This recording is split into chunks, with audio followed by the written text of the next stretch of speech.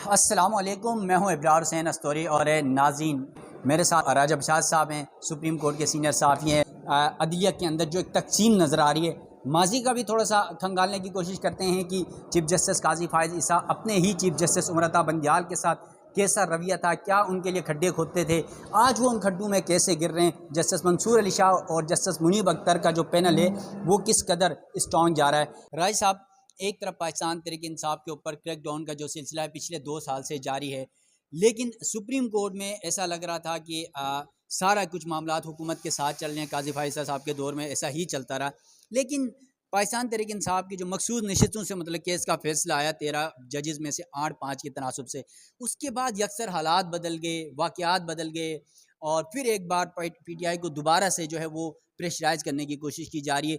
और फिर काजी फायज़ साहब के हवाले से माजी में अपने चीफ जस्टिस उमर बंदियाल साहब के साथ जो उनका रवैया रहा, जो खत व किताबत करते थे, 5 महीने आपको याद हो तो 4 से 5 महीने बैठ के कोई मुकदमा नहीं सुना, उसकी तो तनख्वाह तक भी वापस नहीं की, वो किस कानून के तहत चुप रहे हैं, क्या कुछ। और आज मंसूर शाह साहब, मुनीब अख्तर साहब, फिर आयशा मलिक का आप नाम लेकर बता रहे हैं, वहाँ पर आप अपने मोर का भी बता रहे हैं, लेकिन PTI के बल्ले का फैसला भी नहीं बता रहे। तो क्या कुछ खिचड़ी सुप्रीम कोर्ट में पकड़ी है?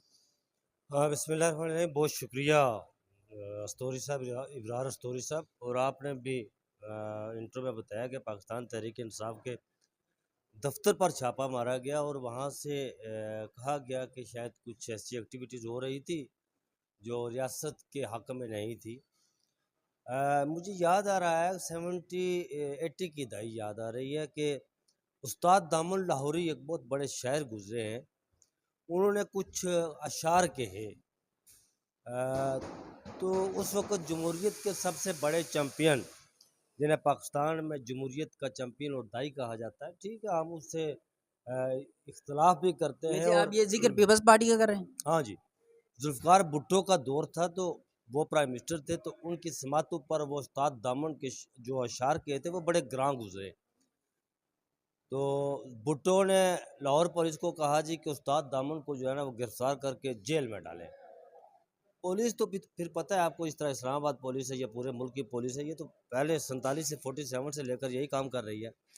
अच्छा, लाहौर पुलिस ने ये किया जी कि वो उस्ताद दामन की खोली में गई।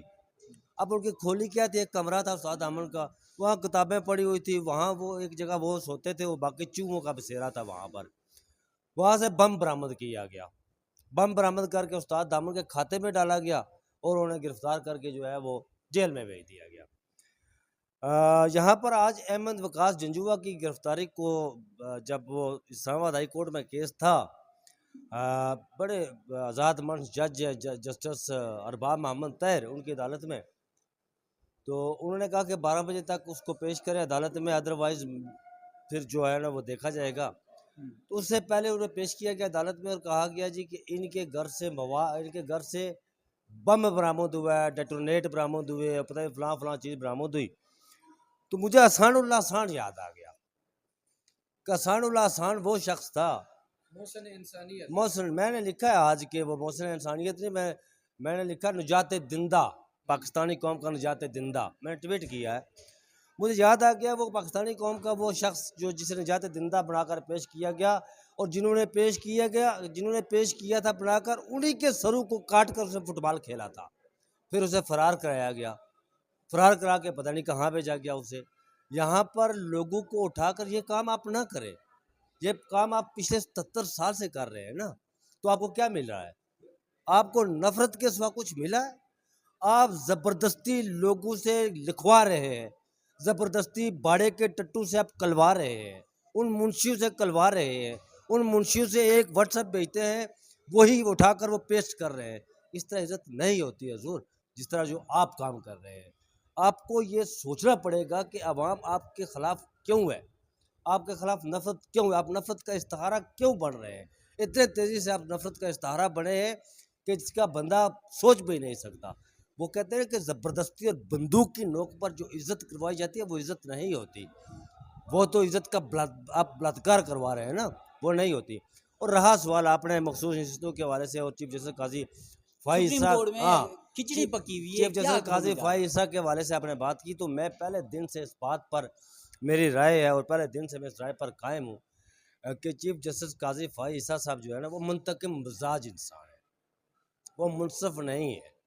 जब जब उनके सामने पाकिस्तान तहरीक इंसाफ का केस गया, तब तब वो बेंच की सरबराही उन्होंने की और तब तब पाकिस्तान तहरीक इंसाफ के खिलाफ उन्होंने फैसला दिया। वो 13 जनवरी का फैसला उठाकर देख रहे हैं। सबसे पहले यहाँ पर जब चीफ जस्टिस उमर अता बंदयाल थे ना, तो ये उनके साथ सिंग फंसाए रखे, उस सारे टेन्योर में इन्होंने सिंग फंसाए रखे उनके साथ। ये उस वक्त जस्टिस थे और ये उस वक्त इंसाफ के बहुत बड़े दाई थे। ये उस वक्त इज़हार राय की आज़ादी के बहुत बड़े चैंपियन थे। ये उस वक्त आपकी आइन के बहुत बड़े आलम इन्होंने थामा हुआ था और कह रहे थे कि मैंने शर्क से लेकर गर्ब तक और शुमाल से लेकर जनूब तक इसका फेरेरा मैं लहरा रहा हूँ आइन का। फिर जब ये चीफ जस्टिस बने तो फिर हमने उस आइन को फीतो फीती होते देखा, यहाँ पर लीरो लीर होता देखा। यहाँ पर वो कोई भी हो, वो 13 जनवरी का फैसला हो, वो लेवल प्लेइंग फील्ड का फैसला हो, वो इंसानी हकूक़ की वायलेशन का फैसला हो, वो यहाँ पर जो 8 फरवरी को इंतखाबात हुए थे उनकी धांधली के हवाले से कमीशन वो पिटिशन ना लगने का फैसला हो, मिलिट्री कोर्ट जो मिलिट्री को फौजी अदालतों में सिविलियन के ट्रायल को फौजी बेंच बनवाकर उसको मुअत्तल करवाने का फैसला हो, ये सब हमने यहाँ अपनी आंखों से देखा, उसको कवर किया है। ये चीफ जस्टिस साहब यहाँ पर प्रैक्टिस एंड प्रोसीजर से पहले आने से पहले ये कहते थे कि अच्छा मैं आपको एक वाक़या बताता हूँ। हुआ ये कि यहाँ पर जब जस्टिस सरदार तारक मसूद साहब रिटायर हुए तो उन्होंने हमें सिर्फ जो एग्जीक्यूटिव बॉडी थी ना हमारी प्रेस एसोसिएशन की, उन्होंने हमें दावत दी कि आप खाने पर आएँ। हम नहीं गए, इसलिए नहीं गए कि जी बाकी लोग जो 42 मेंबरान हैं उनको नहीं बुलाया तो हम क्यों जाएं वहाँ पर। 7-8 बंदे क्यों मुझे दूसरे दिन चीफ जस्टिस साहब वहाँ मिल के यहाँ पर सुबह मिले तो मुझे कहा जी आप लोग रात को, मैंने कहा सर आपने सिर्फ हमें 12 लोगों को बुलाया था, 7-8 लोगों को बुलाया था, बाकी जो 42 नहीं मैं जमहूरियत का बड़ा मैं तो जमहूरियत पर बिलीव रखता हूँ। मैंने कहा बिल्कुल सर आप जमहूरियत पर बिलीव रखते हैं और वही जमहूरियत जो 13 जनवरी को आपने फैसला दिया था उसी पर बिलीव रखते हैं। और फिर प्रैक्टिस एंड प्रोसीजर एक्ट यहाँ पर वो ठीक अच्छी बात है। उन्होंने कहा जी मैंने अपने इख्तियारात बांटे जो तफीयत की वैसे राय साहब, ये जो प्रैक्टिस एंड प्रोसीजर एक्ट के जो कानून बनाया गया था चीफ जस्टिस काजी फाइज अहसन साहब ने अच्छी सोच के साथ बनाया था हुकूमत के साथ मिलकर, लेकिन वो जो प्लानिंग थी वो तो आज उल्टी पड़ रही है, हुकूमत के भी गले पड़ रही है, काजी साहब के भी उल्टे पड़ रही है। यार देखें हम मुसलमान हैं और बैसियत मुसलमान मेरा तो कम अज़ कम इस चीज़ पर बिलीव है कि जो दूसरों के लिए गड़ा खोदता है ना खुद उसमें गिरता है। इन्होंने अच्छी नीयत से बनाया था। उस वक्त ये लोग कह रहे थे जो बाड़े के टट्टू, जो आज भी बाड़े के टट्टू कह रहे हैं प्रैक्टिस एंड प्रोसीजर बाज़ाहिर ठहरता हुआ नज़र नहीं आ रहा है। उस वक्त कह रहे थे ये तो बड़ी कमाल की चीज़ है और अच्छी चीज़ थी जी। और फिर जो मुझे तो हैरानगी इस बात पर हुई जी कि चीफ जस्टिस काजी फाइज साहब के पास जब रिव्यू गया मखसूस नशिस्तों वाला, उन्होंने मुनीब अख्तर साहब कराची से उन्होंने वीडियो लिंक पर उन्हें लिया, मंसूर शाह को उन्होंने लाहौर से वीडियो लिंक पर लिया और फिर कहा जी कि चले बैठे मीटिंग। एजेंडे में क्या रखा, सबसे टॉप प्रायोरिटी एजेंडा क्या था जी, ये रिव्यू लगाया जाए। क्यों लगाया जाए? क्योंकि जी नून लीग का ताल्लुक है इसका। उन्हें कहा जाए, मैं आपको बताता हूँ कई दरख्वास्तें अरसे से पड़ी एक करके बताता हूँ आपको।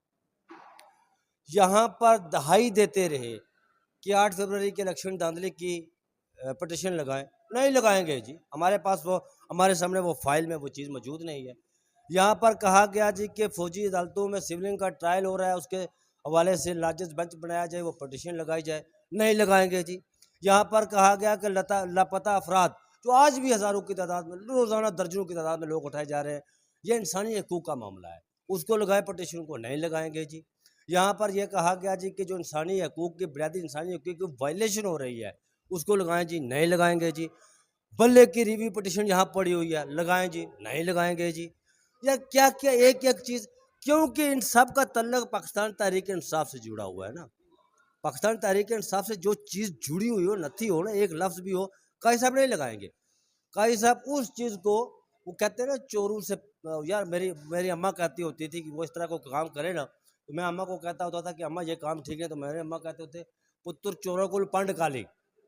नून लीग ने पटिशन दायर की रिव्यू की तो काजी साहब उनसे भी जल्दी पास पाओ, उन्होंने कहा फौरी लगाएं जी, क्योंकि नून लीग का मामला था।